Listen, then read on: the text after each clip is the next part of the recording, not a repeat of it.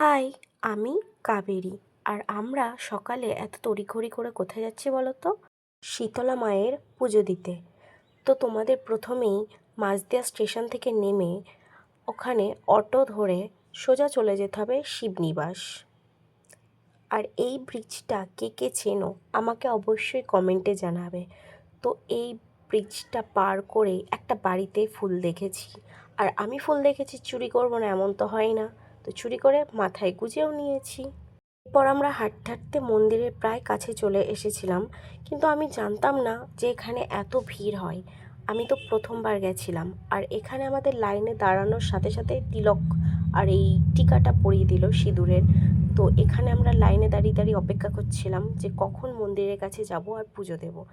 আর মন্দিরের একদম সামনে ভিড়টা একটু বেশিই ছিল, তার জন্য আমি আর তারপরে ক্লিপ নিইনি। তো আমরা পুজো দিয়ে এখানে আইসক্রিম খেতে চলে এসেছিলাম, কারণ অন্য আর কিছু খাওয়া যাবে না।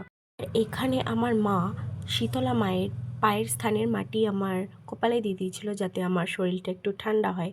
এরপর আমরা বাড়ি ফিরবো বলে স্টেশনে যাওয়ার জন্য একটা টোটো করে নিয়েছিলাম। আর এই টোটো আমাদের যে রাস্তা দিয়ে নিয়ে যাচ্ছিল না ভাই, রাস্তাটা খুবই সুন্দর ছিল। তো স্টেশনের কাছে এসে এখানে মা জেঠিমা একটু মিষ্টি কিনে নিচ্ছিল, আর আমরা এখানে স্টেশনে বসে ট্রেনের জন্য অপেক্ষা করছিলাম। তো ফাইনালি অপেক্ষা করার পর ট্রেন চলে আসলো, তারপর আমরা বাড়ি চলে এসেছিলাম। আর আমার এই ছোট্ট ভিডিওটি তোমাদের কেমন লাগলো আমাকে কমেন্টে জানাতে ভুলবেন না। টাটা।